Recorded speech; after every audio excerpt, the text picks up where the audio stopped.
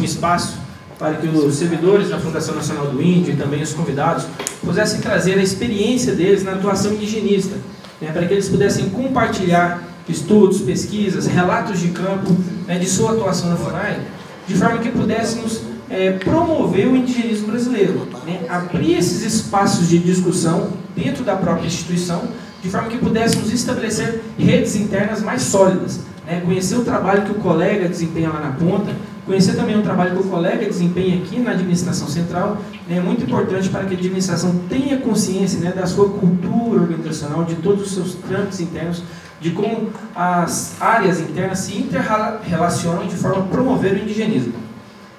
Nós fizemos uma adaptação aqui na programação, né, vamos receber aqui o nosso senhor presidente Franklin Berg. Ele fará uma fala introdutória desse evento, da importância de se discutir a instituição pela própria instituição, de forma a fortalecer a nossa atuação. Senhor presidente, gostaria de convidá-lo aqui à frente, né, para poder estar fazendo essa fala. Gostaria só de lembrar, né, agradeço a presença do senhor e dos convidados que a gente vai apresentar posteriormente. Gostaria de lembrar que, além do pessoal que está aqui, tem o pessoal da CR que está chegando ainda, né, que teve algum problema em questão das diárias e passagens, mas todas as unidades regionais da FUNAI e também qualquer pessoa que tenha acesso à internet está acompanhando esse evento pela internet, né, de forma que a gente possa fortalecer a atuação da Fundação Nacional do Índio. Obrigado a todos, obrigado, presidente. Passa a palavra. Obrigado, Haroldo. Bom dia a todos e a todas. Semana passada, nós estávamos num evento aqui muito importante, casa cheia, né? Hoje ainda está um pouco reduzido, mas já era previsto esse número pequeno agora, até mesmo pelas dificuldades que muitos servidores tiveram para vir para Brasília para participar. O Haroldo já me passou também que o colóquio será realizado na parte da tarde. Hoje, excepcionalmente, como é abertura, nós estamos fazendo a abertura nesse momento, tá? Mas eu gostaria de, como presidente da FUNAI, inicialmente agradecer a presença do companheiro mestre professor do CMBio, que vem nos brindar com uma experiência sua para que nós possamos, né, avaliar a sua importância para a política indigenista, tá? E, em Minas Gerais, quando eu recebi essa solicitação para a realização do colóquio, eu perguntei qual era o objetivo da realização do colóquio. E me foi passado que, na realidade, seria uma troca de experiências de servidores com certa vivência na nossa instituição, para que nós pudéssemos aperfeiçoar a condução das nossas atividades referentes à política indigenista em todo o território nacional. E realmente é muito válido, em qualquer órgão, qualquer instituição, nós estamos aprendendo com a experiência dos outros. Isso é notório, né? É difícil você descobrir a roda, né? Mas, bom dia, quando você recebe já experiência de servidores mais antigos, isso vem a facilitar muito. Inclusive, nós teremos agora, a curto prazo, eu digo, até o dia 28, nós estaremos convocando os nossos 213 servidores. E dentro dessa proposta de convocação, dentro do nosso planejamento de convocação, nós pretendemos, de alguma forma, fazer uma troca de experiência também dos servidores mais antigos com os recém-chegados à FUNAI, para que o pessoal tenha a real noção de como a coisa vai acontecer na ponta da linha. Como é o trabalho das nossas coordenações técnicas locais, como é o trabalho das nossas coordenações regionais, e tudo isso, naturalmente, com a experiência dos servidores mais antigos, vai facilitar essa transição dessas pessoas que possivelmente estão em suas cidades e serão deslocadas para regiões, como é de conhecimento de todos, algumas inóspitas, que são as nossas áreas de atuação, as nossas bases, CTL e coordenações regionais. Portanto, eu fiz questão, eu estava com a agenda agora prevista no Ministério da Justiça, para tratar de um assunto extremamente importante. O ministro foi para uma reunião com o presidente da República, mas na parte da tarde eu estarei falando com ele. Na parte agora da manhã, eu aproveitei a oportunidade para vir aqui no colóquio, dar um bom dia para todos, desejar ao Haroldo, todos os demais que estão organizando esse evento e demais participantes que vieram trocar sua experiência, os nossos antecipados agradecimentos. E desejar muito sucesso na condução dessa atividade que, ora, nós iniciamos. Tá certo? Meu muito obrigado a todos e um bom dia de trabalho para todos.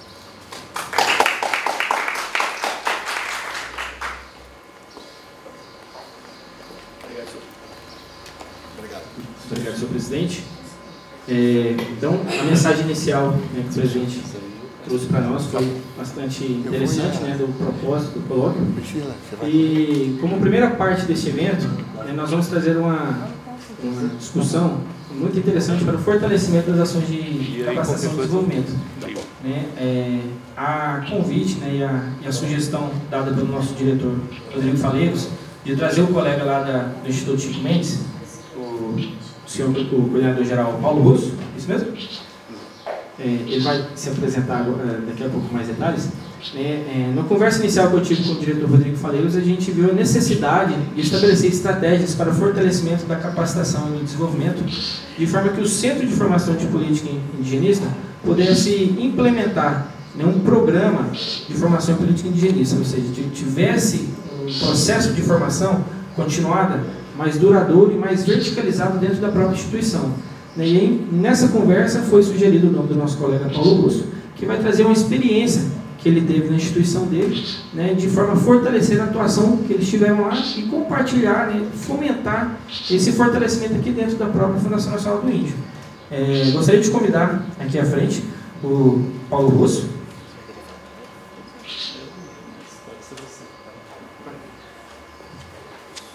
Paulo, pode ficar à vontade. Não sei se você vai querer sentar. Não, posso ficar em pé. E também o diretor Rodrigo Faleiros, né, que vai fazer uma breve apresentação dessa nossa ideia, né, dessa nossa discussão para essa mesa. Seja bem-vindo, Paulo, obrigado. Seja bem-vindo, diretor. Caso você vai sentar.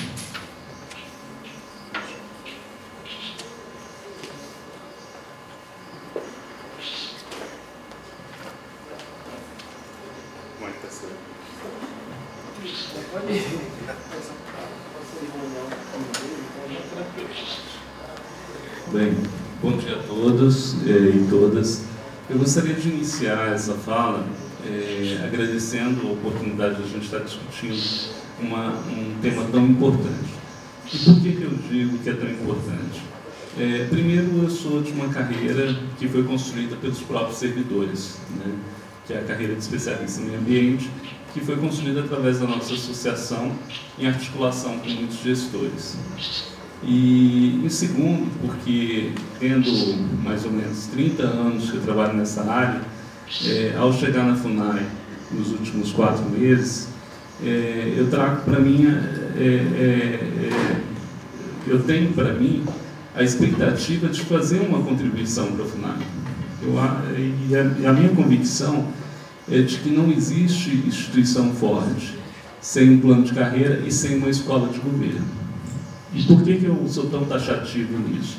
Se você olhar para a Receita, olhar para o Itamaraty, que são, digamos, no executivo, as carreiras que estão aí ditas de sangue azul, né, elas geralmente trabalham justamente com essa perspectiva, de ter uma formação, uma boa articulação e um bom posicionamento de desempenho. Quando eu vejo a FUNAI, que eu encontrei aqui e que está aqui, eu vejo uma instituição forte, com muito potencial. Por mais que as pessoas falem, nossa, você vê isso? Vejo sim. Eu acredito muito que a FUNAI tem uma contribuição a dar, não só como um lugar onde trabalhamos, mas principalmente um lugar para mudar e fazer a diferença nesse país. Eu não estou falando uma FUNAI que vem aqui para cumprir uma agenda de governo, estou falando uma FUNAI que vem para cumprir uma agenda de Estado, que é quase uma diplomacia com os povos indígenas, a diplomacia interna, né? E essa FUNAI que eu gostaria de vê-la crescer, né? E para isso, uma coisa que eu tenho pautado, dois elementos que eu tenho pautado muito nas minhas conversas com a equipe, é justamente a gente construir isso. E a construção se dá à medida em que a gente tem uma boa representação dos servidores,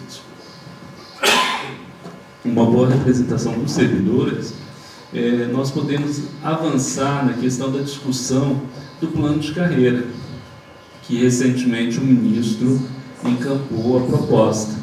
E eu acho que ela tem que ser participativa, ela tem que ser engajada e ela tem que ter principalmente a voz dos servidores. Nós que estamos na posição de direção, a gente tem que ser cúmplice desse processo junto com vocês, e não o inverso.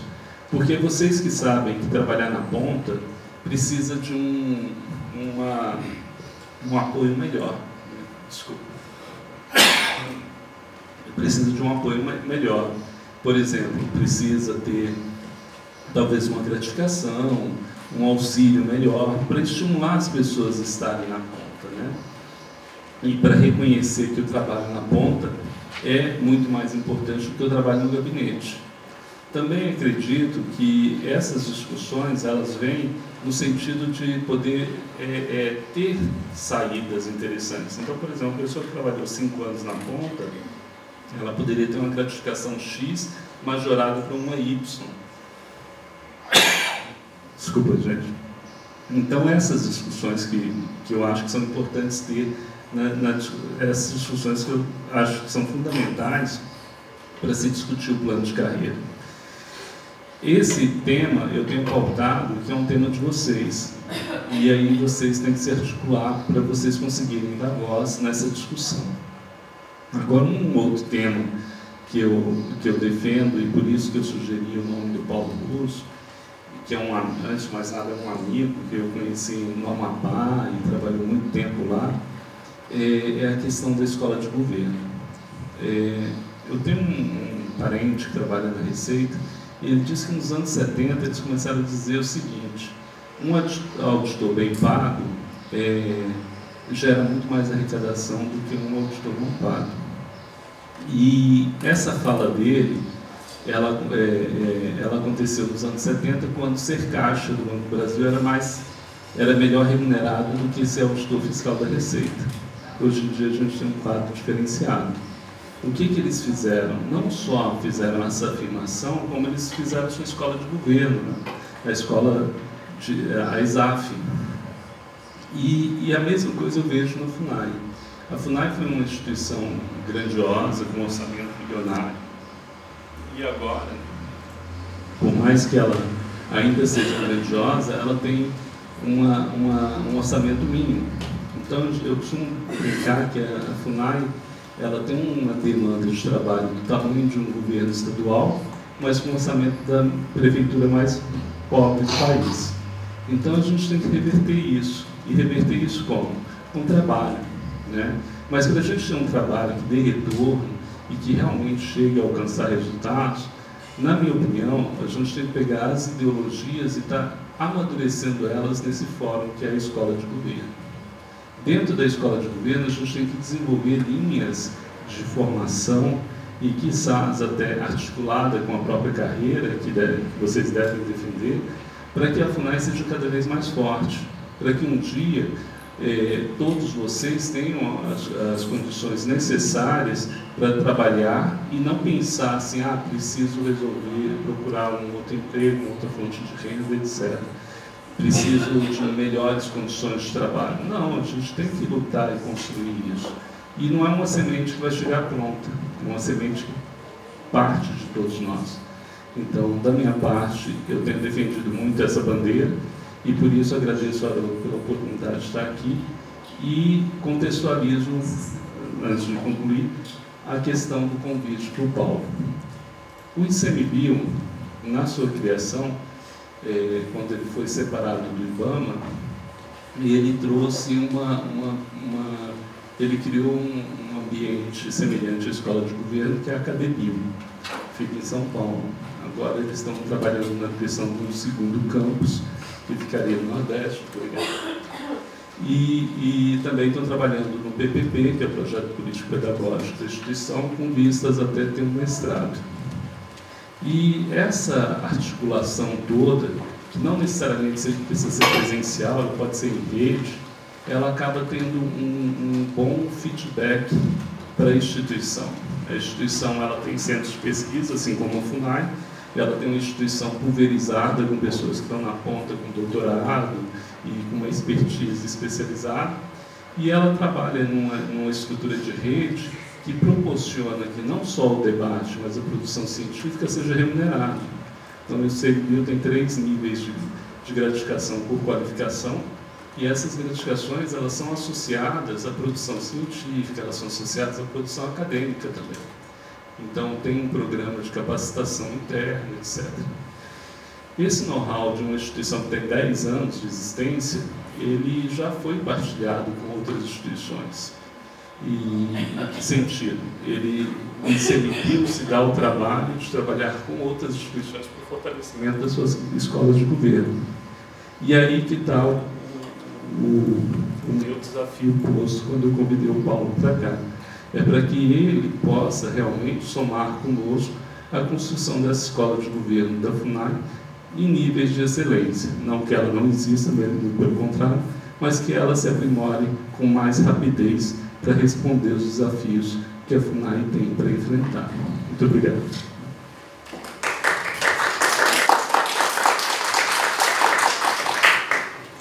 Bom, obrigado pelas palavras, Rodrigo. Obrigado, Haroldo, pelo contato, pelas articulações. Sei que não é muito fácil, né, me localizar e compor uma agenda, já pela questão de tantas demandas que ficam surgindo, principalmente nesse final de ano. Mas foi um convite muito carinhosamente aceito, porque o que nós defendemos em termos de capacitação é uma leitura de Estado, ou seja, é um fortalecimento, né, de capacidades que não pode acontecer de forma segmentada, né? Tem que acontecer de uma forma integral junto a todos os órgãos, né, que compõem o Estado brasileiro. E eu queria começar com uma provocação, né? Bom, Rodrigo já fez essa apresentação, né? Eu já estou envolvido com processos formativos no Instituto Chico Mendes já faz um bom tempo, na verdade desde a época anterior à criação do Instituto, junto ao IBAMA, né? Eu sou um servidor que veio do IBAMA, a gente entrega um pouquinho a idade agora, né? Eu sou do primeiro concurso do IBAMA, e é interessante colocar... Eu sou da criação. Da criação. Mas é interessante observar o seguinte, pessoas aprendem e instituições também aprendem. É fundamental nós colocarmos a necessidade dessa aprendizagem institucional. E, de certa forma, né, antes de entrar na apresentação formal, colocando um pouquinho dos causos, né, que às vezes nós vamos acumulando ao longo da história, é aquele detalhe. Entrei no concurso de 2002, né, foi aprovado o concurso de 2002, e nesse sentido fui encaminhado para a região amazônica. Né? No total, eu passei 13 anos no Amapá. Né? Foram 13 anos trabalhando nas referidas pontas, né, que o Rodrigo colocou, e realmente eu reafirmo aqui o que foi dito, da necessidade de você criar um elo que una as pontas, principalmente de estruturas tão grandes como tem o ICMBio, o IBAMA e a FUNAI. Né? Como criar esses elos? Como buscar essa identidade? Por isso, né, a capacitação ela tem esse caráter estratégico numa instituição. É na capacitação que ocorre o processo de construção de identidade de uma instituição. Então, isso a gente tem que deixar bem marcado. Não estamos falando de uma capacitação que apenas, e isso não é menos importante, mas que apenas instrumentalize. Tem que ser mais do que isso. Tem que ser um espaço de construção coletiva, um espaço de diálogo entre as estruturas da direção e as pontas. Um momento realmente de troca presencial de ideias, de angústias e também na construção de soluções. É nesse sentido que a capacitação começou a ser forjada, né, dentro do Instituto Chico Mendes, a partir de 2007, mas já havia essa preocupação anterior dentro do próprio IBAMA. Agora, como eu disse, uma instituição vai aprendendo com o tempo. Eu mesmo, quando entrei, né, então eu assumi em 2003, nós não tivemos uma capacitação inicial, né? Essa capacitação boas-vindas, ela só veio acontecer um ano depois.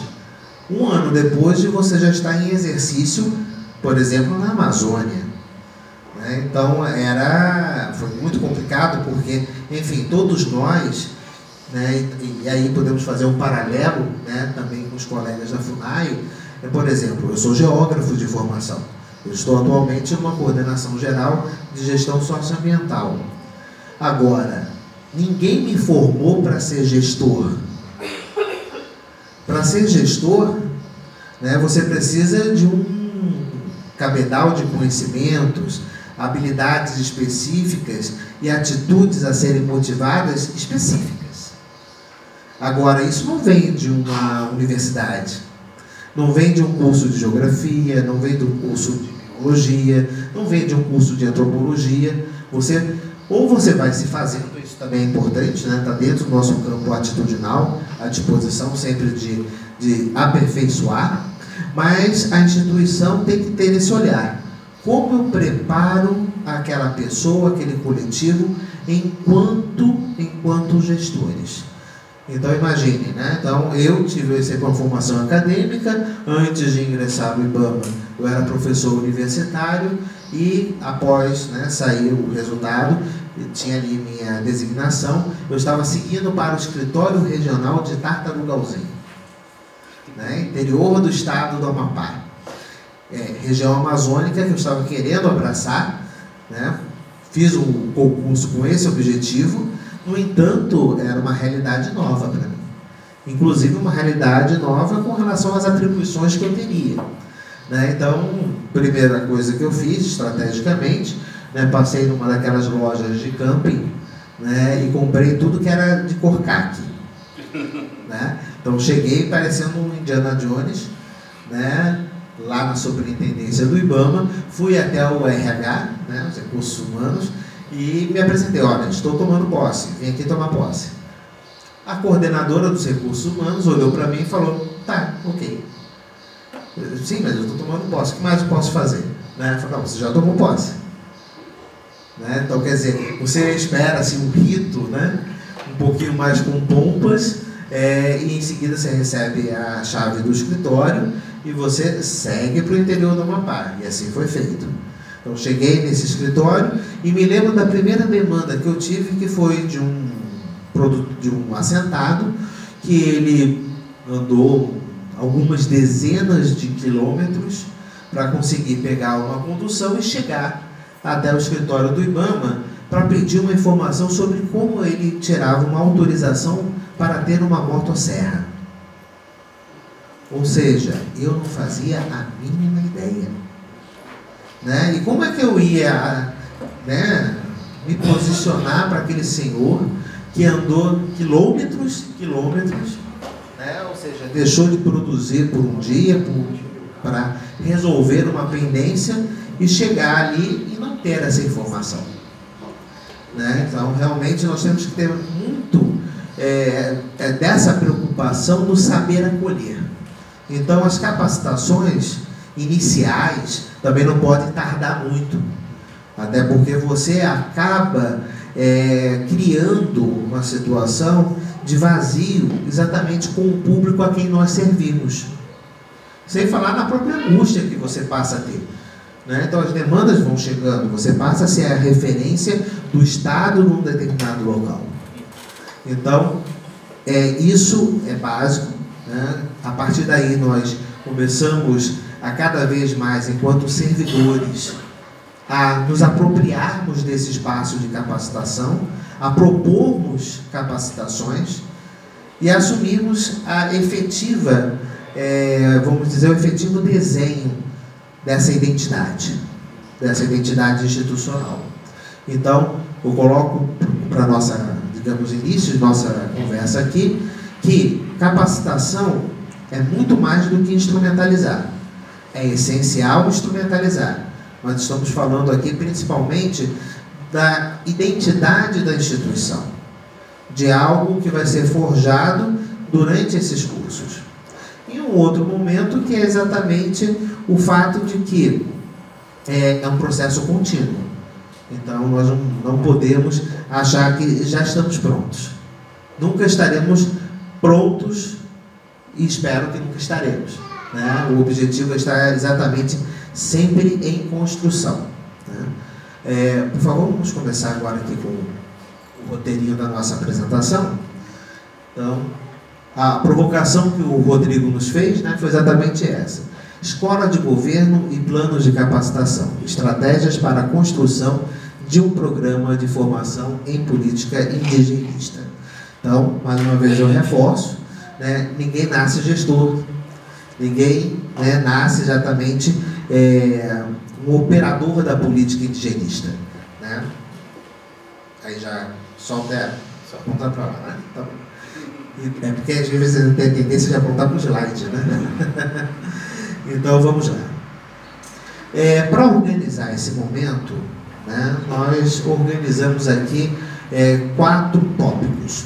Primeiro, quem somos e onde estamos. Segundo, o que estamos fazendo e com quem. Terceiro, a nossa escola, que aqui é falar um pouquinho sobre o nosso centro de formação, a Acadebio, né, Academia Nacional da Biodiversidade, e onde queremos chegar. Então, essa nossa conversa hoje pela manhã vai transitar ao longo dessas 4 questões que são essenciais para pensarmos exatamente isso: escola de governo e um programa de capacitação. E também mostrar o quanto nós somos semelhantes, né? ICMBio e FUNAI, principalmente na sua missão. Bom, primeiro, entendendo que nós somos uma instituição que tem até menos servidores do que a FUNAI, né? Parece que a FUNAI tem em torno de 2.000, 2.500, né, servidores. Nós temos 8.800 em dados arredondados bem para cima, né, mas aproximadamente 1.800 servidores em 384 unidades de conservação, fora os centros de pesquisa, coordenações regionais e a própria sede.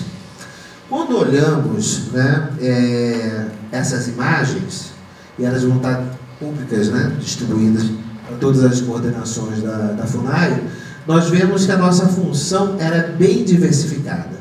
Então, nós temos desde o uso público, operações de fiscalização, pesquisa científica, combate a incêndios florestais, estímulo à participação social na biodiversidade, educação ambiental, enfim, como pensar tamanha diversidade de atribuições. Então, ele é um programa que, por si só, já tem uma complexidade devido à própria complexidade da missão do Instituto. Então, isso é exatamente o que somos. Somos diversos, somos plurais, tão plurais quanto a nossa missão.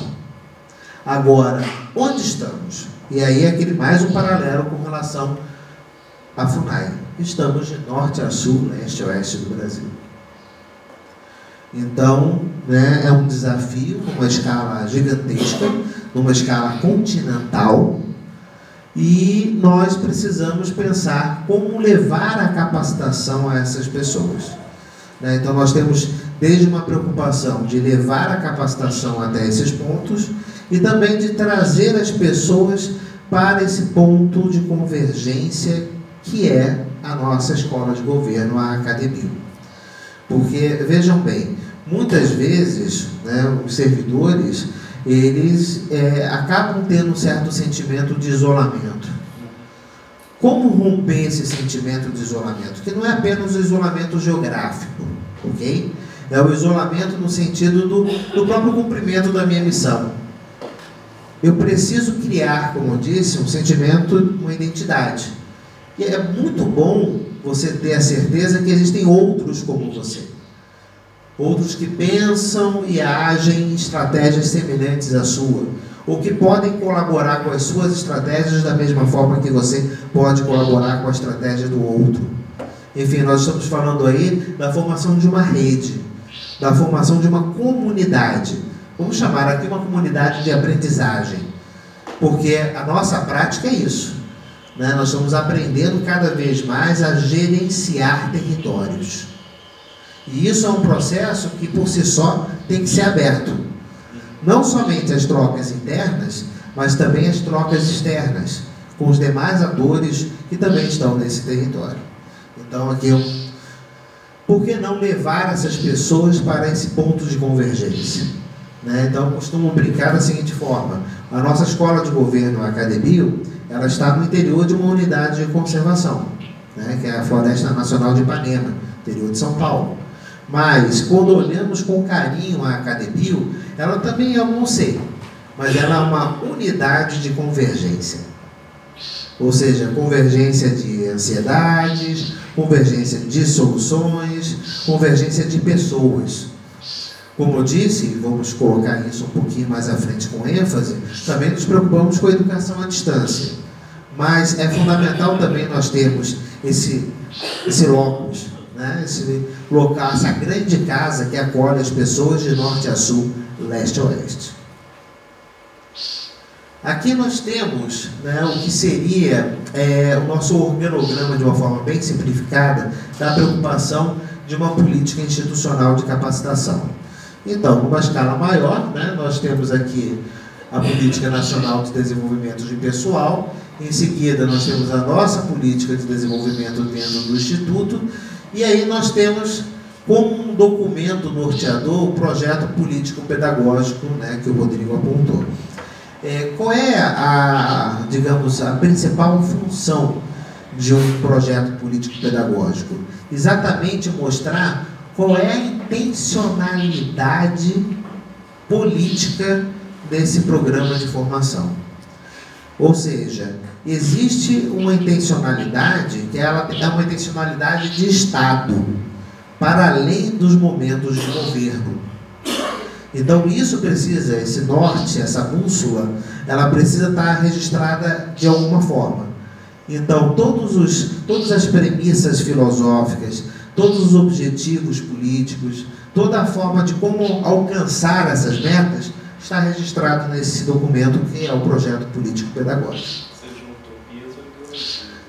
E a utopia, nesse sentido, tem que ser percebida principalmente naquela lógica do horizonte que está ali e que a gente está correndo para alcançar o horizonte. Não importa que a gente não alcance o horizonte, o que importa é o movimento.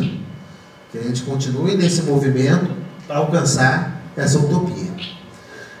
Quando nós pensamos a questão dos instrumentos, e aqui nós temos o Plano Anual de Capacitação, que é exatamente o documento feito, né, através do levantamento, né, das necessidades formativas sempre para o ano seguinte, e aí nós temos o seguinte pulo do gato, né? Esse levantamento de necessidades, ele não vem somente das diretorias e coordenações, ele vem também dos servidores. Então é feita uma pesquisa junto aos servidores para saber qual é a capacitação que eles estão necessitando. E da mesma forma as diretorias e coordenações expressam também essas demandas. Isso tudo vai ser levado para esse espaço, que é o Comitê Gestor de Capacitação, onde então vão tentar convergir as necessidades dos servidores com as necessidades da gestão maior, sempre levando em consideração a disponibilidade orçamentária para o próximo ano. Agora, isso engessa, né? Quando nós pensamos a disponibilidade orçamentária, pensando, né, nós, órgãos públicos, é aí que entram as parcerias.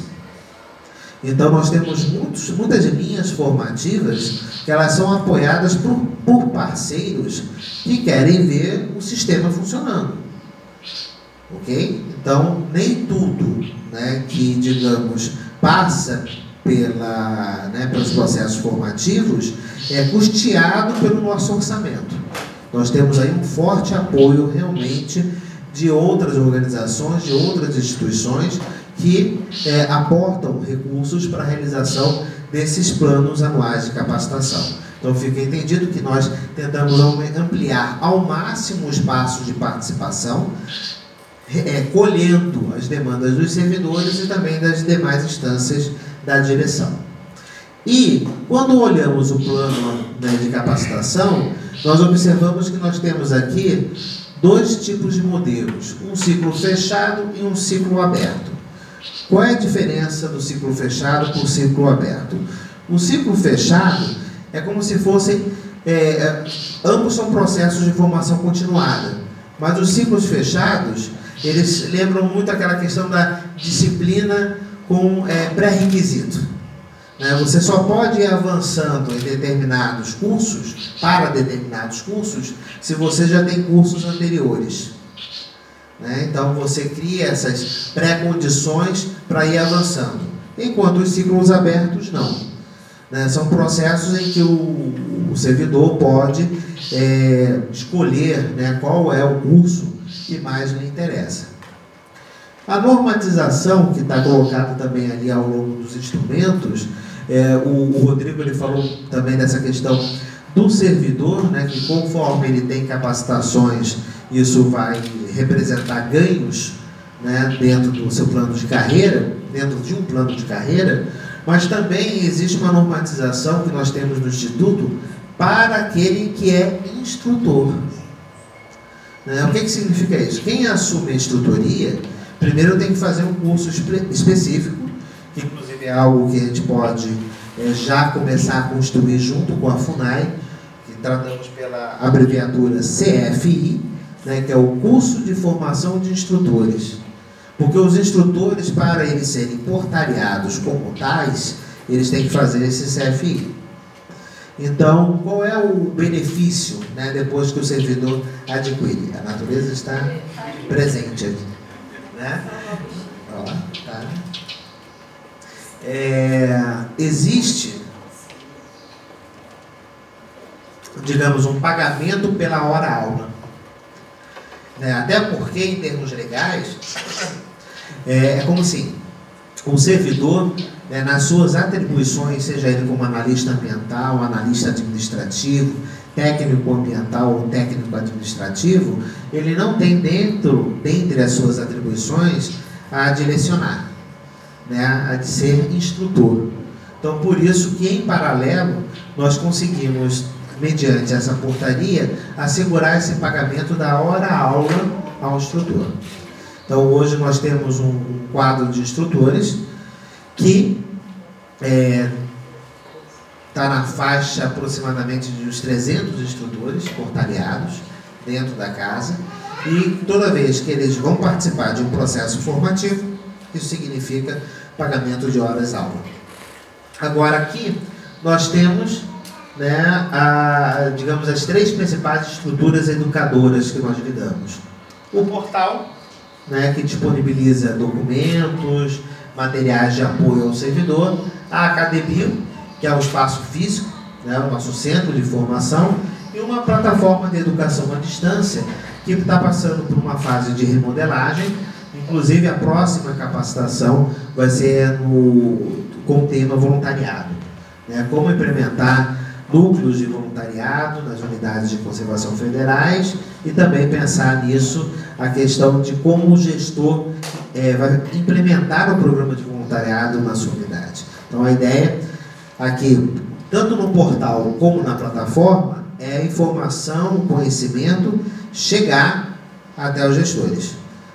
A Acadebio, ela já tem esse papel de ser esse ponto de convergência, ou seja, os gestores irem e utilizarem como um espaço de construção. E agora, quem são os grupos assim, estratégicos para o nosso programa de capacitação? Aqui nós temos servidores do ICMBio, então, tanto aprendizes quanto os próprios instrutores, então o processo de CFI também acontece, né, no universo desse programa de capacitação, servidores de organizações governamentais de meio ambiente nacionais e internacionais, pesquisadores de universidades, organizações não governamentais e outros especialistas, bem como grupos sociais relacionados às unidades de conservação e centros de pesquisa. Então, observe que é aquela questão de um programa de capacitação permeável. Então, não somente os servidores da casa são, digamos, nosso público, né, estratégico, mas também os servidores dos demais órgãos que compõem o sistema. Então, órgãos federais, órgãos estaduais e órgãos municipais. Além disso, parceiros. E dentro dessa lógica de parceiros, também comunitários. Comunitários que fazem parte do quê? Dos territórios onde essas unidades de conservação se fazem presente. Isso é muito importante, essa leitura de território. Porque, observem bem, será que é eficaz você investir na capacitação de um servidor e depois esse servidor ter todo aquele, né, conjunto de conhecimentos, habilidades e atitudes trabalhadas, e ele chega no território e não tem eco? Né? Porque será que ele consegue implementar isso sozinho? Então foi nesse sentido que nós começamos a ampliar essa capacitação para uma capacitação externa. Ou seja, para os demais parceiros que compõem aquele território, e sim, nessa lógica de parceiros, também aqueles que são os usuários, os beneficiários, lideranças comunitárias, exatamente para o quê? Para fortalecer a implementação de estratégias de conservação dessa sociobiodiversidade. Então, assim, trabalhar um programa de capacitação para a FUNAI, e aí eu me aproprio da expressão política higienista, é ir para além da estrutura de governo. É você implementar capacitações que também considerem parceiros do movimento indigenista e lideranças indígenas. Então você traz todas as pessoas para esse ponto de convergência, que é a capacitação, e uma capacitação que construa entendimentos, que construa caminhos. Então ela não pode ser uma capacitação, vamos colocar assim, dogmática, que já traz o rumo, né? Então vamos seguir aqui e vamos chegar até esse caminho, né? Na verdade, vamos construir juntos os caminhos. E é muito rico esse momento com os comunitários, no caso do Instituto Chico Mendes. Por quê? Porque nós aproveitamos, inclusive, esses espaços para serem espaços de gerenciamento de conflitos.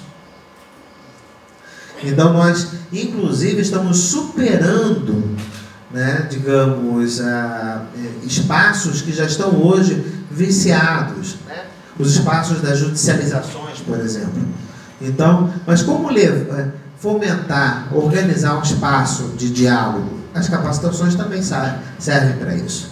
Então, como eu disse, é para além da instrumentalização em si. Não que a instrumentalização seja ruim. Então, aqui nós temos que ter bem essa perspectiva de que nós estamos trabalhando com identidade da instituição, né? E o projeto político-pedagógico, ele veio de uma longa construção com os servidores, que tiveram vários momentos, né, de aporte. E essa questão da leitura de território, ela é essencial. Jamais pensar um programa de formação, de capacitação, que considere somente um ator, mas sim todos os atores estratégicos nesse processo.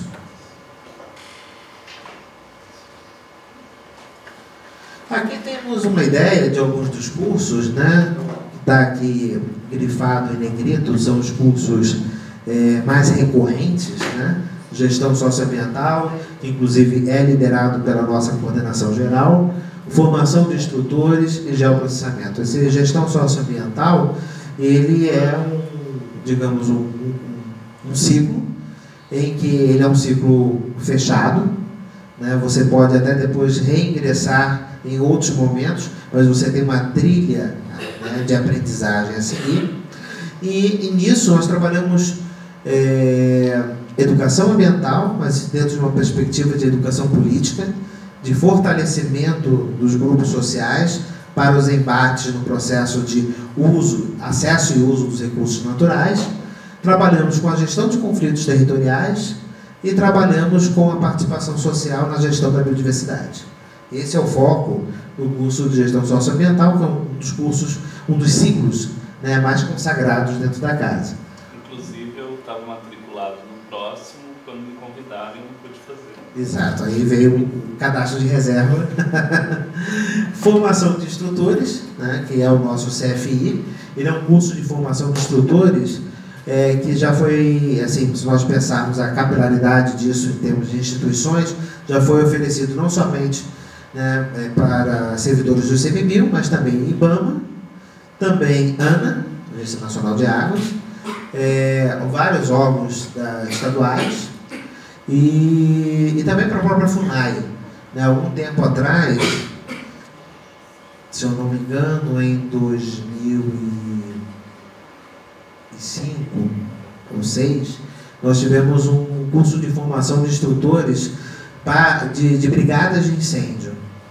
Né? Então, aconteceu inclusive na própria Acadebio, e nós tivemos, acho que, se eu não me engano, metade da turma eram de colegas da FUNAI. Outros processos formativos: curso de gestão para resultados, monitoramento participativo da biodiversidade, fiscalização ambiental, e esse gestão da biodiversidade, que está até aqui com essa observação inicial da carreira, que assim que a pessoa entra após o concurso, ela então faz esse momento, né, varia muito com a disponibilidade orçamentária do momento, mas em torno de 3, 4 semanas, no mínimo, né, para ter uma visão global da instituição. E o geoprocessamento, que também é um dos cursos que, enfim, oferece um instrumental estratégico para a gestão dos territórios e também amplamente, digamos, frequentado por colegas que são de outras instituições. Aqui é falar um pouquinho da nossa academia, né? Então, falando um pouquinho da nossa escola. Ela surge em 2009. Então, inclusive, ela surge num processo de conquista. O Instituto ele é criado em 2007. Então, em 2009, é inaugurado o Centro de Formação, com todas aquelas premissas, com todas aquelas preocupações que já discuti há pouco. Mas não foi fácil esse processo, porque você estava com a criação recente ainda do Instituto. Havia, evidentemente, essa preocupação de construir uma identidade, mas isso também necessitava de um custo. Então, nós estamos falando de um momento da instituição ainda com orçamentos muito modestos, ainda muito vinculado ao IBAMA, e inclusive a própria ideia se o Instituto ia, né, conseguir se instalar efetivamente ou não. E, em meio a todas essas dúvidas, nos engajamos e construímos, portanto, esse centro de formação, do ponto de vista, né, da sua proposta, né, de espaço de ensino e aprendizagem, porque em termos de espaço físico já existia.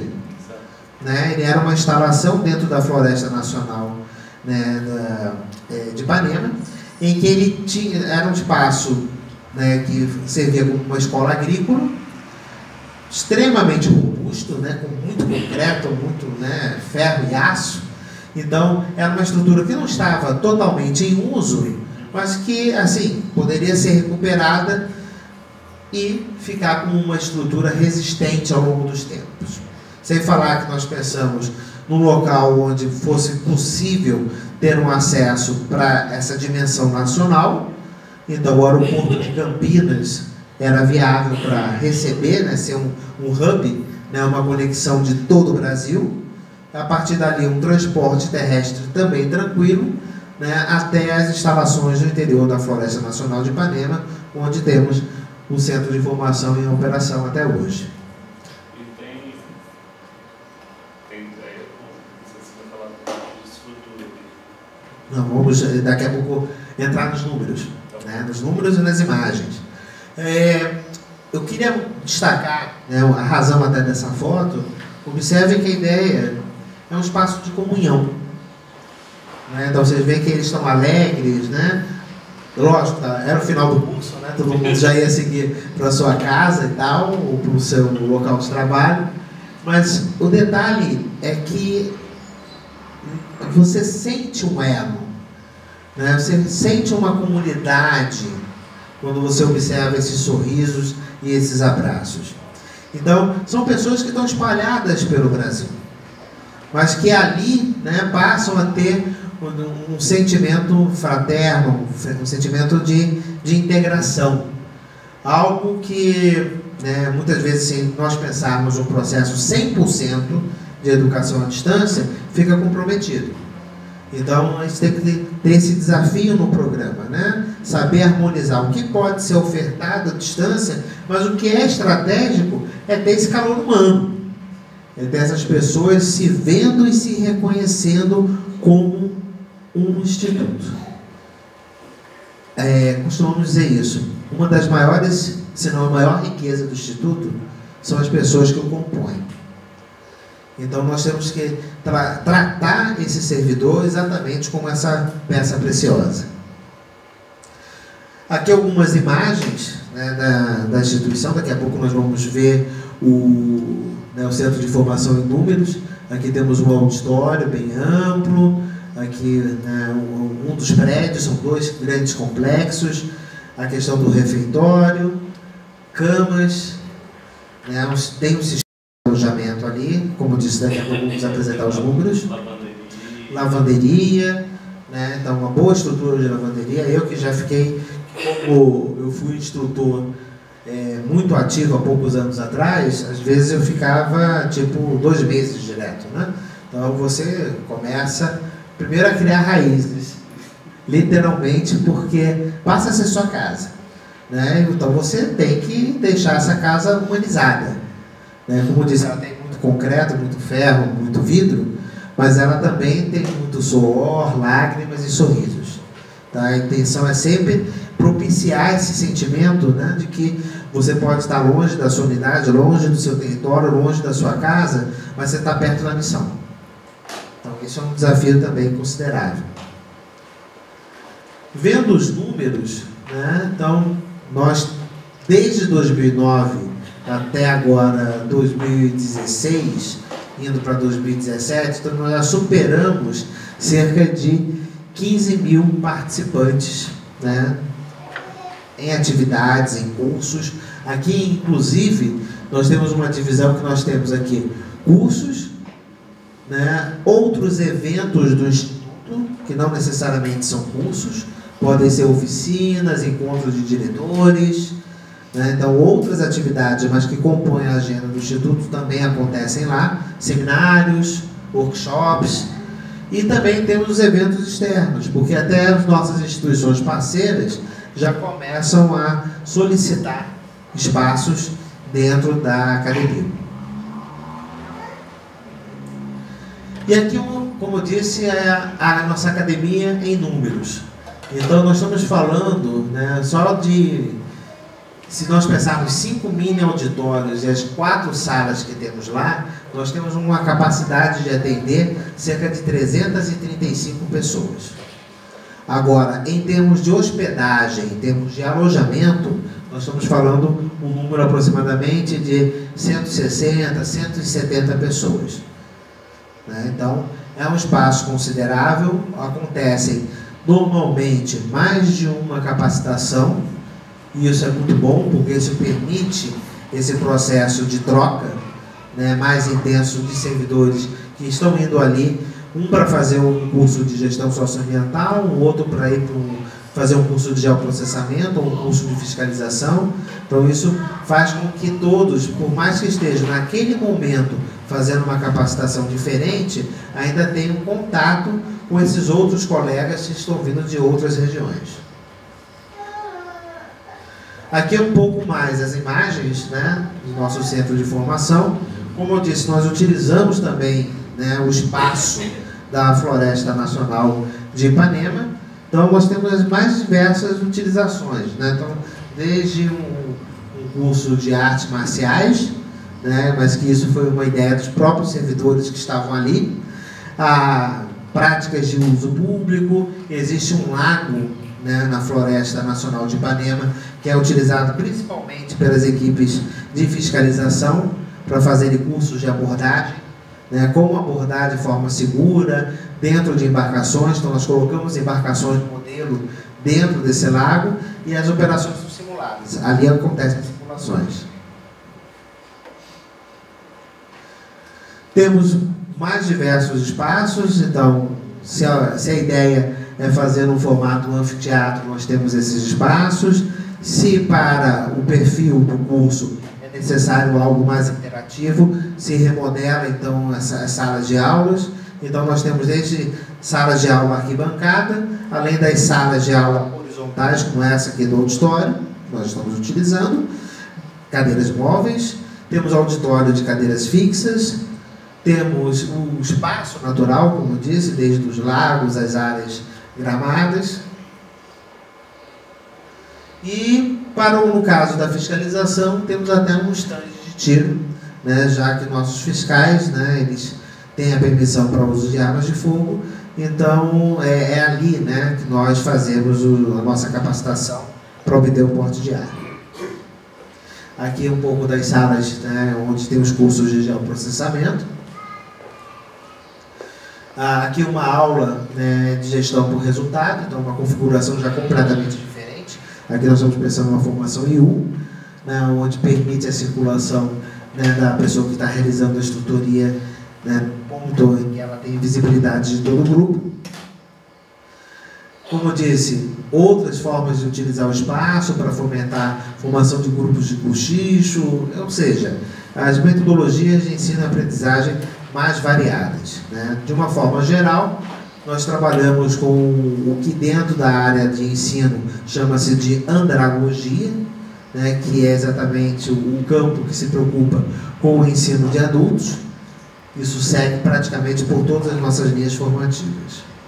Trabalha inclusive na formação de material. Sim, sim, sim. O nosso quadro de instrutores, né? Então, da mesma forma que para quem é que forma um gestor, né? Acaba sendo a instituição, porque as faculdades, né, não fornecem exatamente esse cabedal de conhecimentos.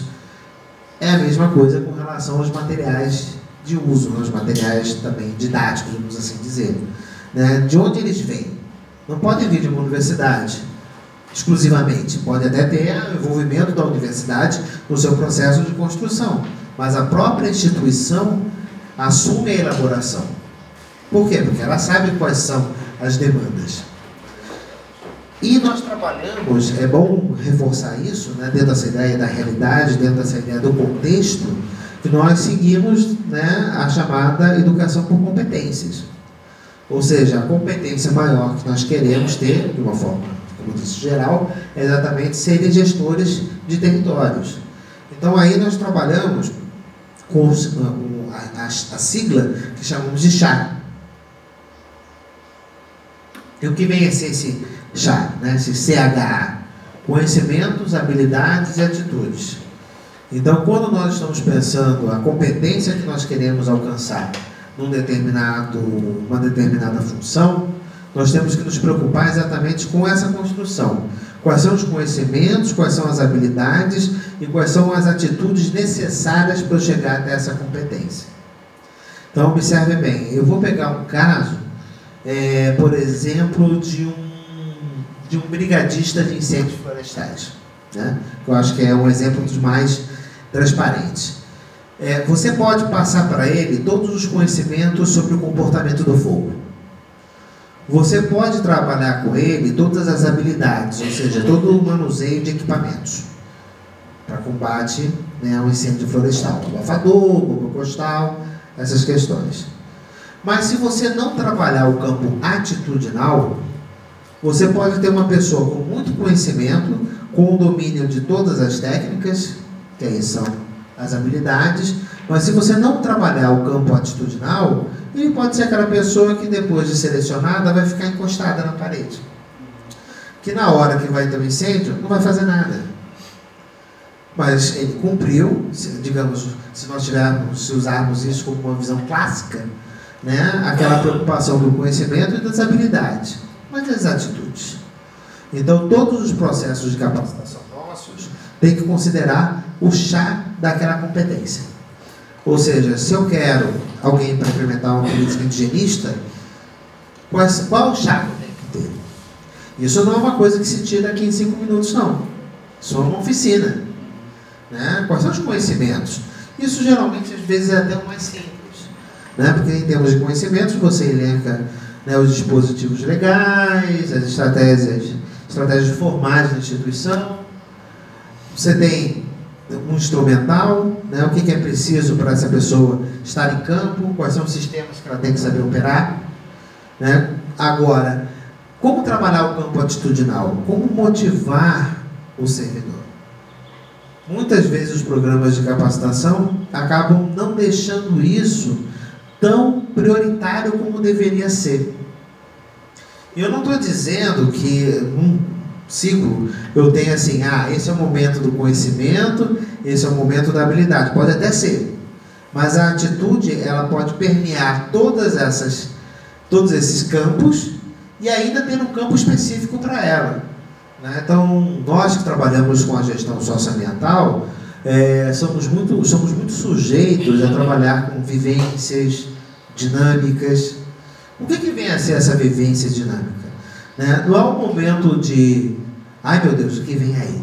Né? Que muitas vezes a pessoa está na oficina, está no curso, alguém fala, agora é o momento da dinâmica, aí a pessoa, né, já fica, não é gerar um incômodo. Na verdade, é muito mais trabalhar exatamente esse campo atitudinal. Geralmente são atividades que fortalecem o espírito de integração, companheirismo. Isso é atitude. Né? Então, existe, ou melhor, deveria sempre existir, uma intencionalidade por trás desses momentos.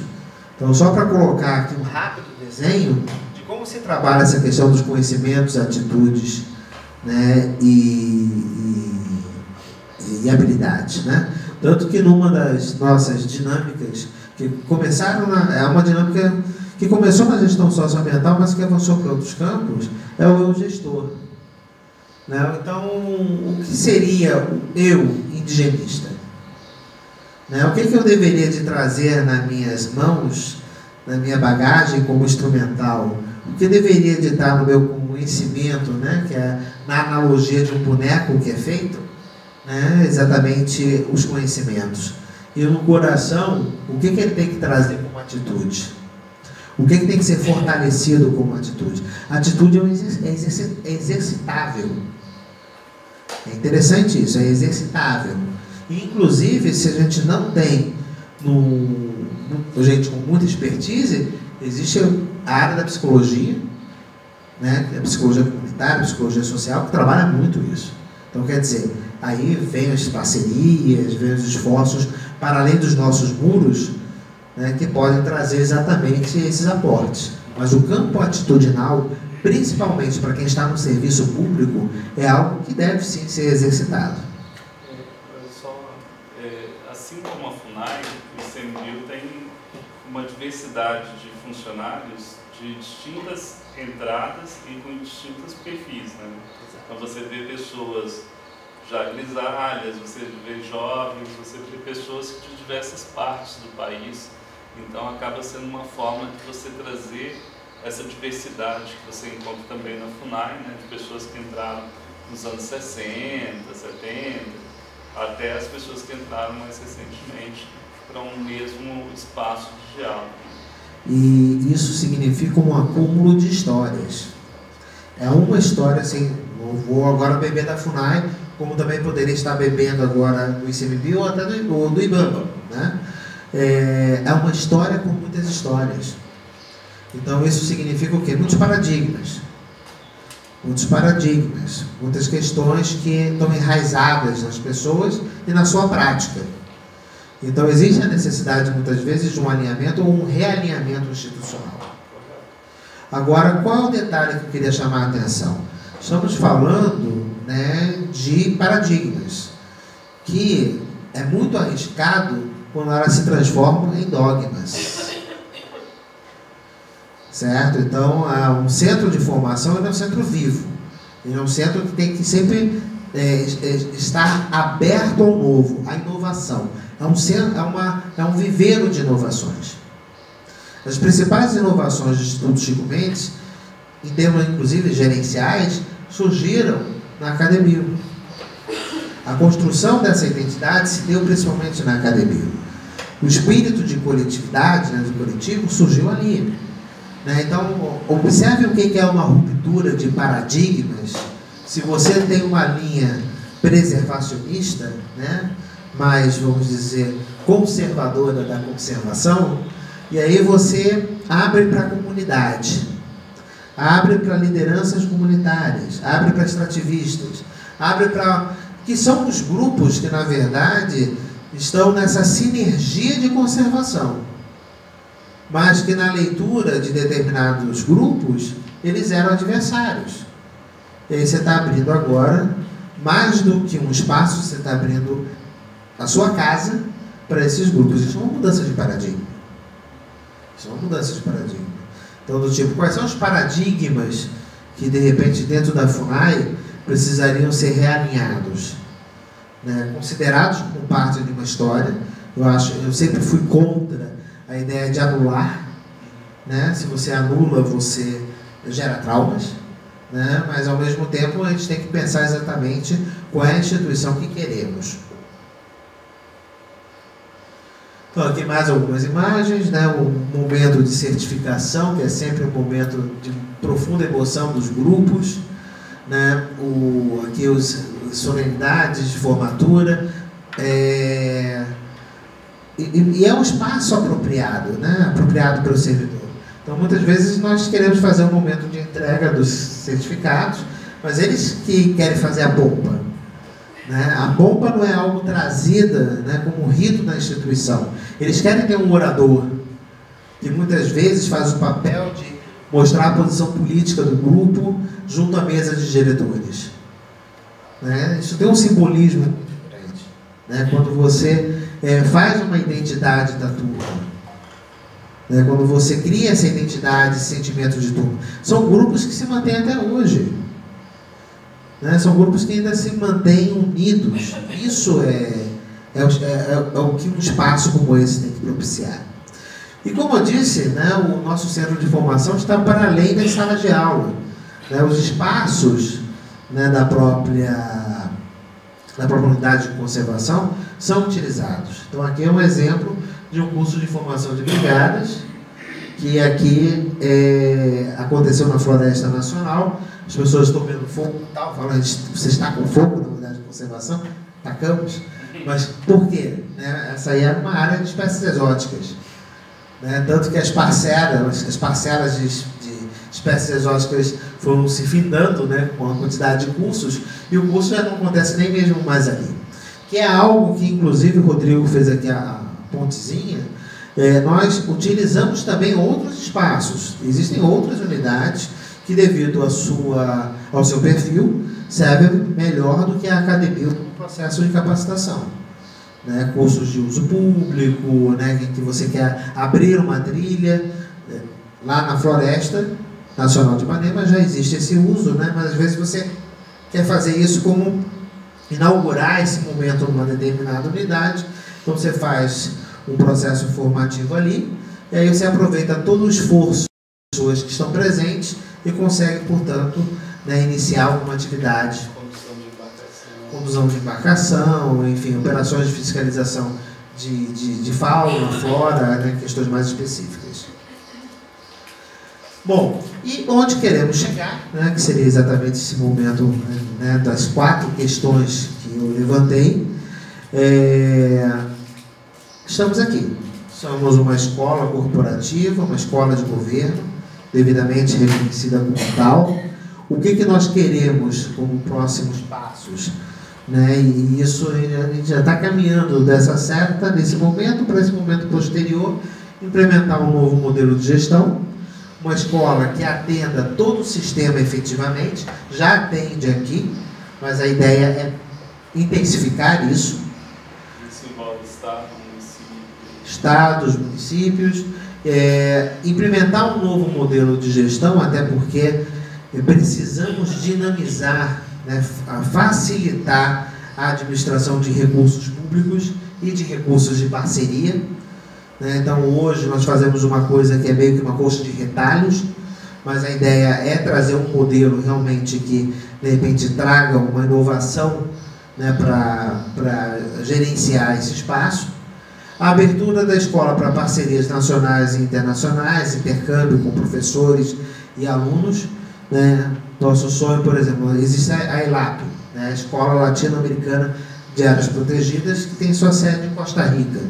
Então, se nós conseguimos fazer com essas organizações, essas entidades internacionais, essa parceria, vamos conseguir abrir uma possibilidade de intercâmbio. Então, uma rede de intercâmbios, né, com instituições análogas à nossa, seja na América Latina ou até numa integração sul-sul. Né? Inclusive a África, né, Moçambique, já está indicando a necessidade, né, de fortalecimento do seu sistema. E está buscando apoio do Instituto Chico Mendes, e já temos assim, uma turma de gestão para resultados em que eles estão querendo fechar para atender especificamente essa demanda de Moçambique. Né? Então, uma dinâmica sul-sul. Também tem o Colorado, tem a CAT.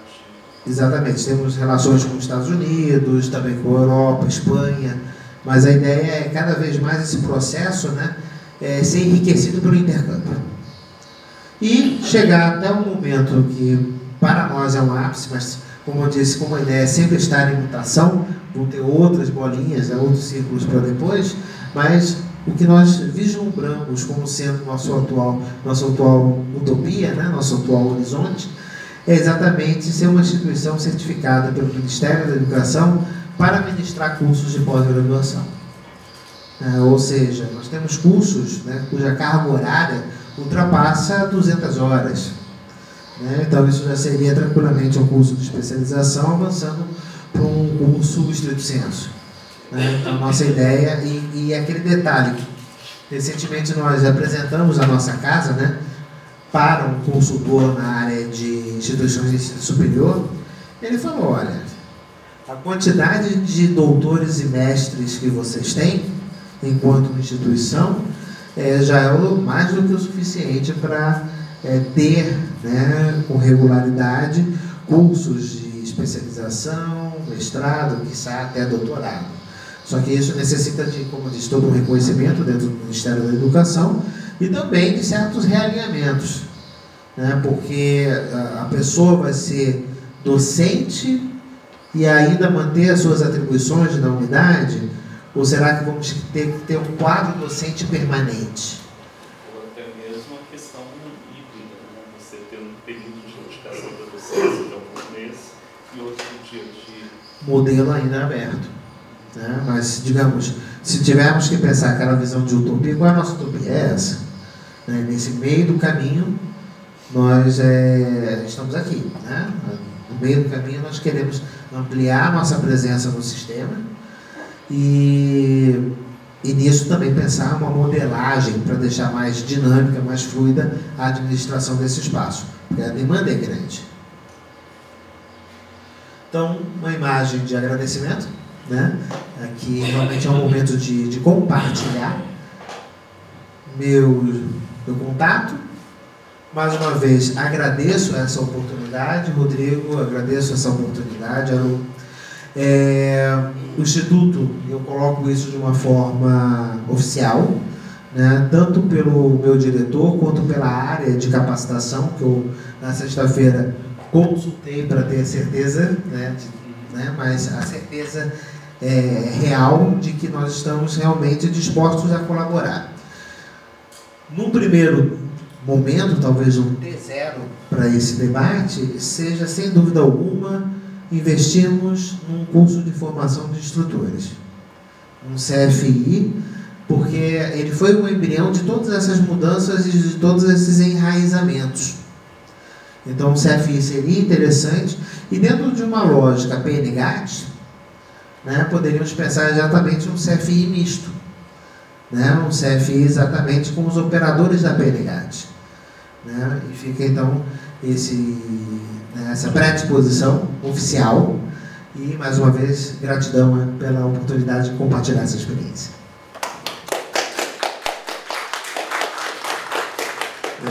Eu queria só fazer uma intervençãozinha antes de passar para o outro conduzir. Logo que eu cheguei na FUNAI, me chamaram para uma reunião de colegiado para discutir a questão da capacitação. Eu tinha um monte de gente pedindo licença para fazer mestrado, doutorado, essas coisas. E me surpreendeu muito que havia uma proibição. Havia uma proibição por falta de quadros na FUNAI. Assim, como o Paulo falou, o ICMBio também passa por isso. Mas existe uma discussão no ICMBio que definiu um coeficiente que é anualmente revisado, de 3% do corpo funcional, poderia se candidatar desde que cumpra os requisitos de quais cursos, qual a qualificação a ser pretendida e tal. E isso me fez ponderar na reunião que, ao invés de a gente dizer não porque falta funcionário, a gente tinha que ter uma posição mais institucional. A FUNAI tem um museu do INDE, que é uma instituição de pesquisa, e para você acessar as linhas de crédito da CAPES e do CNPq, você precisa ter um quadro de, se não me engano, 80, 90 doutores, eu acho que é 90. Não precisam estar todos no museu, mas eles têm que estar na FUNAI. E 90 doutores não se faz da noite para o dia, só um doutorado leva 4 anos no mínimo, né? E um mestrado mais 2. Então, eu levantei essa questão e na época eu cheguei a passar um portfólio das coisas que já tinham sido discutidas no CNBio, que minimamente a gente poderia adotar para discussão na FUNAI, que a gente precisa realmente aproveitar. Se existe uma brecha legal que diz que um servidor pode ser qualificado e isso faz parte da sua carreira, fazendo mestrado, fazendo doutorado, e vai contribuir para a instituição, por que a gente não fazia isso na FUNAI? Então, uma das primeiras questões que eu levantei foi isso. Não dá para a gente pegar e dizer não por dizer não, porque falta sempre vai ter. Mas se a gente não trabalhar estrategicamente, a instituição sempre vai ficar aquém. E é nesse sentido que eu acho que a gente tem que ter clareza. Assim, a FUNAI ela tem um cabedal de potencialidades que a gente tem que investir para dar retorno. Não é só ficar com as eternas desculpas ou com os eternos conflitos. Eu que participei da criação do ICMBio, eu lembro praticamente que eram 4 órgãos. Não, eu era do IBDEC, eu era da SEMI, eu era da SUDEP. Depois, quando teve o primeiro concurso, não, eu sou do concurso tal, não, eu sou do Jurássico, eu sou não sei o quê, enfim. E aí teve o segundo, teve o terceiro. Então, essas diferenças de identidade, elas muitas vezes contaminam a instituição não positivamente.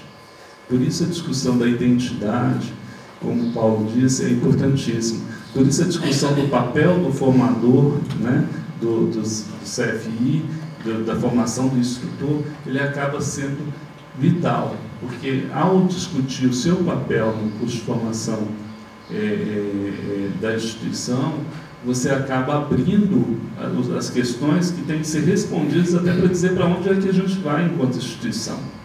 Temos um marco legal, mas a gente tem que ter uma estratégia, um sonho de futuro para a gente perseguir.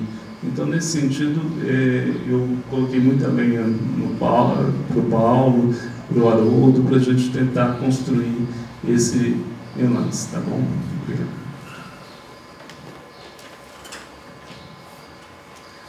Bem, gostaria de agradecer o Paulo, né, pela experiência que foi trazida. Com certeza é um modelo, né, a ser alcançado aqui por nós. Nossa batalha aqui para capacitação de servidores ela é muito intensa na FUNAI. Já respondemos uma auditoria recente, porque recebemos recursos e não capacitávamos. Então, a própria instituição, dentro dos seus fluxos processuais transversais de gestão de pessoas, precisa se fortalecer para que essa missão seja atingida. Inclusive, esse próprio centro de formação, ele quiçá era regimentado até agosto desse ano.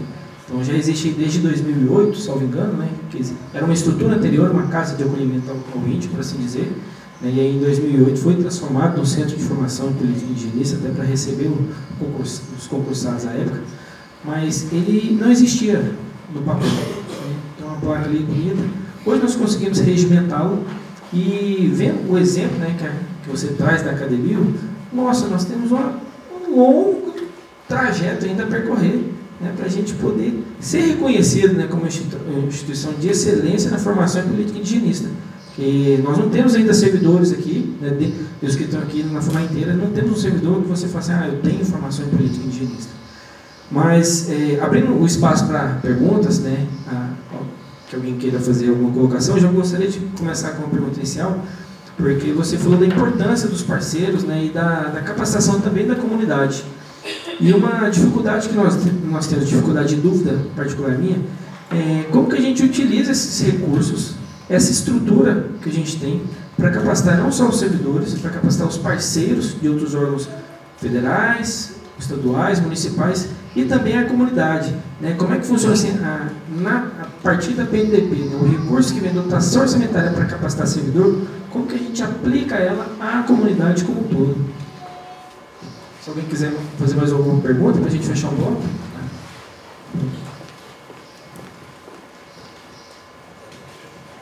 Bom dia, eu sou Ricardo, servidor da FUNAI e atuando na coordenação regional de Manaus. E cumprimentando a mesa, também gostaria de parabenizar ao palestrante Paulo pela exposição bastante interessante, sobretudo nessa perspectiva assim, de servir de inspiração para a nossa instituição, né? E aí foi lançada a semente. Tomara que essa semente tenha caído no solo fértil, que seja cultivada e venha, né, crescer. E eu gostaria de fazer assim, duas questões. Quando você colocou aí dentro dos cursos que são oferecidos pela academia, que tem uma ambiência interna e outra externa. É verdade que na FUNAI nós precisamos disso, principalmente na parte do externo, né? Porque a nossa instituição, de certa forma, ela sempre foi muito fechada e agora que ela vem se abrindo, eu costumo dizer que tem dois momentos na instituição, tomando como referência a Constituição Federal de 88. Quer dizer, tem uma FUNAI antes da Constituição de 88 e outra depois da Constituição de 88.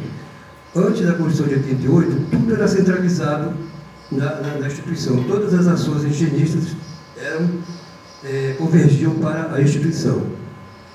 Com o advento da Constituição de 88, isso começou já a mudar os cenários, né? Quer dizer, já foi nos seus capítulos 231 e 232, principalmente 232, que deu autonomia para os povos indígenas, né? E, enfim, com isso, as ações indigenistas ficaram assim bem mais pulverizadas, né? Outros órgãos do Estado, seja federal, estadual, municipal, começaram também a atuar junto aos povos indígenas. Mas, sem conhecer, esses outros parceiros, muitas vezes sem conhecer, a FUNAI ficou reduzida assim, ao papel que é importante de coordenadora, de coordenação, mas não vem, na prática, exercitando essa... Né?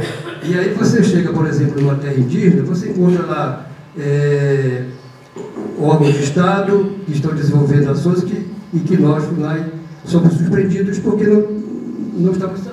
não somos conhecedores dessa... Então falta essa comunicação para essa nova ação indigenista da FUNAI e que poderia ser muito bem contemplada dentro desses cursos, né, para o pessoal externo, para conhecer qual é o papel hoje da instituição, né, que tem que ser efetivado, que é de coordenação das ações, né. Esse é o primeiro ponto. A outra, quando você falou sobre a condição da escola, da academia, como uma escola de governo, né? Mas também você falou que é de Estado. Eu acho que soa melhor se fosse de Estado e não de governo. porque os governos eles passam, enquanto que o Estado ele é mais efetivo, né, mais permanente. E sobre os cursos que são oferecidos hoje, né, os 5 ou 6 cursos que são oferecidos hoje, se já há assim, um reconhecimento por parte da autoridade certificadora, que no caso é o MEC, né? E você falou que o curso de pós-graduação precisa dessa certificação do MEC. E no caso desses cursos atuais, que ainda não existe essa certificação, quem certifica a própria academia. É isto? Obrigado.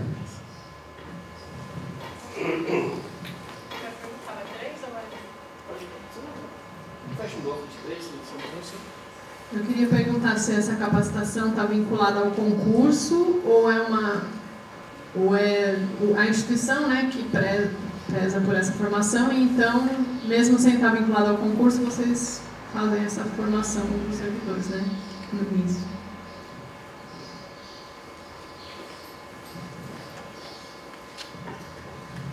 Bom, agradecendo aqui as perguntas excelentes, né? Começando, acho que pela última, na verdade, né? O curso, assim, vamos dizer, obrigatório, né? Nós temos alguns cursos que são obrigatórios. Então, primeiro, você entrou na instituição, você faz o de gestão da biodiversidade. Então, todos os servidores, né, assim que entram, sejam eles analistas ambientais ou do corpo administrativo, eles vão e fazem essa capacitação. Agora, temos outros cursos que eles são obrigatórios dependendo da função que você vai exercer. Então, por exemplo, se você vai ser agente de fiscalização, você tem que fazer um curso de fiscalização ambiental. Né? Se você vai... Aí é uma questão opcional, né? Se você vai... quer dizer, opcional, mas também passa por um crivo, né? Uma análise psicológica, tudo, né? Para ver se você está apto emocionalmente a ter um porte de armas. Aí, em seguida, você faz um curso, né, referente a armamento.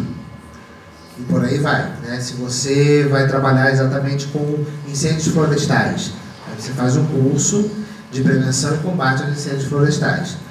Existem alguns que, dependendo da função que você vai exercer, prioritariamente, naquele momento, você vai ter uma capacitação específica, né? Agora, a preocupação da instituição é uma preocupação de uma forma ampla, né? Independente de você, lógico, se você está propondo um plano de carreira que a pessoa, né, progrida de acordo com o número de capacitações que ela tem, a instituição tem o dever, ou até a obrigação de ofertar pelo menos uma parte desse cabedal. Agora, o fundamental que nós temos que entender é que é um processo de formação de gestores. Isso é a premissa da instituição. Porque ninguém vem com essa formação lá na sua academia inicial. Então, a ideia é sempre aprimorar nessa função de gestores de territórios. E isso, até aproveito e faço o gancho, ele mostra muito, quando você estuda ao longo, né, dos anos de 2009, né, para frente, desde a existência da academia, que certos paradigmas foram se alterando. Em 2009, você tinha até uma forte participação digamos, na história formativa do servidor de cursos focados em proteção. Proteção, entendendo essa proteção como fiscalização. No entanto, você percebeu que isso não respondia a tudo. Não respondia nem mesmo à proteção de forma integral. E você precisava, na verdade, preparar melhores interlocutores com a sociedade. E nisso você passou a ter, a partir do momento em que a instituição percebe isso, e que também existe uma militância dentro da casa para dizer que isso também é um caminho, um dos caminhos da gestão, então você tem, digamos, o processo de aflorar esses processos formativos. Isso está dentro daquela questão de que a própria instituição aprende. Ela aprende nas suas necessidades e ela aprende através, depois desses momentos de reflexão que são os cursos. E as outras duas perguntas, elas versam principalmente sobre a ideia da capacitação externa. Uma, como viabilizar, e a outra, a importância de ter, né? É importante ter, dentro dessa leitura de território, todos esses outros atores sociais. Quando usamos a nomenclatura, né, escola de governo, isso é uma nomenclatura que vem do Ministério do Planejamento, que faz o reconhecimento dessas instalações, desses espaços, como escolas de governo. Mas, para além da nomenclatura, a nossa perspectiva é trabalhar com o Estado. Certo? É um processo de formação de servidores do Estado brasileiro. Que, mais uma vez, aí eu reforço que a necessidade de você ter essa leitura ampla, né, da capacitação dentro do território, trazendo os outros atores sociais para esse espaço formativo, é exatamente para ter essa presença de Estado. Né? Do tipo, não é a FUNAI chegando de uma forma ou o órgão estadual chegando de outra. Como é que a gente faz essa harmonização, esse nivelamento? Em que espaço? Uma mesa de diretores nem sempre é o espaço mais apropriado, porque até isso chegar na base ou nas pontas, né, já tem vários ruídos. A ideia é muito mais colocar as pessoas no mesmo espaço, um espaço de aprendizagem, e buscar esses entendimentos. E os estados vêm, os municípios vêm. Tá? Vem por quê? Porque a necessidade, a carência de capacitação não é somente do governo federal, não é somente da estrutura federal, é também dos estados e dos municípios. Inclusive tem estado que banca a ida do seu servidor para fazer o curso, já respondendo parcialmente o que você colocou.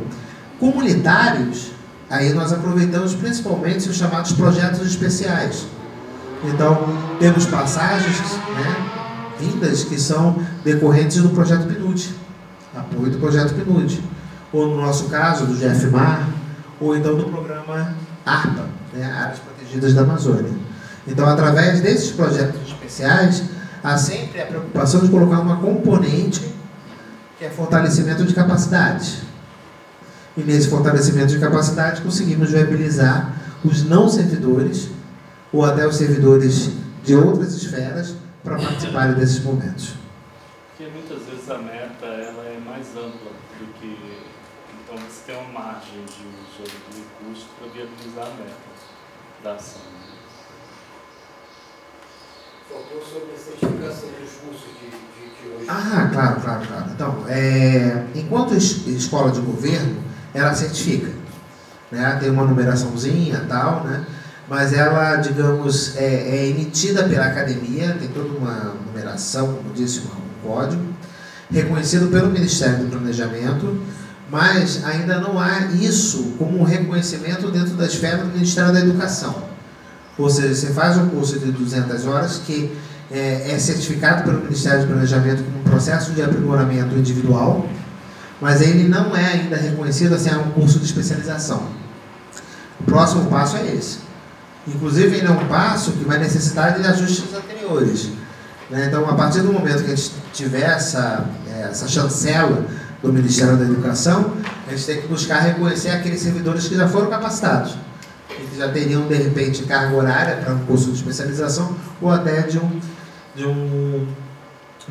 digamos, um curso estrito sensu. E aí eu até saliento que a gente tem uma parceria muito interessante com o Jardim Botânico do Rio de Janeiro, onde nós temos um curso, né, de mestrado profissionalizante, em parceria com o Jardim Botânico. Né? Então, é assim, a expertise, o público prioritário e uma parte do quadro docente são da instituição. Mas quem vai certificar é o Jardim Botânico, porque o Jardim Botânico tem a chancela para reconhecer, né, para ter um curso reconhecido como um curso de mestrado. Então, a gente também faz esses arranjos.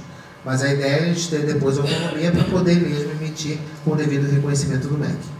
Inclusive, esse mestrado ele é em serviço. Então, você, a cada X semanas, você tem uma semana de aula no Rio de Janeiro, que acho que é custeado pelo próprio órgão. Mestrado profissional. A gente teve alguns problemas de entendimento nas direções anteriores, né? E, inclusive, esse apoio que era dado, ele foi até cortado por um tempo. E os servidores mesmo assim iam. Né? Então, a instituição liberava, não apoiava com passagens em um determinado momento, mas mesmo assim os servidores iam. Apesar que até com os projetos especiais, depois a gente foi cobrindo essas fragilidades, né? Foi um momento realmente em que o curso ele ficou meio que comprometido por uma falta de entendimento para quem estava na direção. Mas os próprios servidores, como eu disse, fizeram um trabalho de militância e mantiveram a chama acesa. Ou seja, o curso continuou e hoje ele volta a ter o mesmo amparo, o mesmo apoio que tinha das gestões iniciais.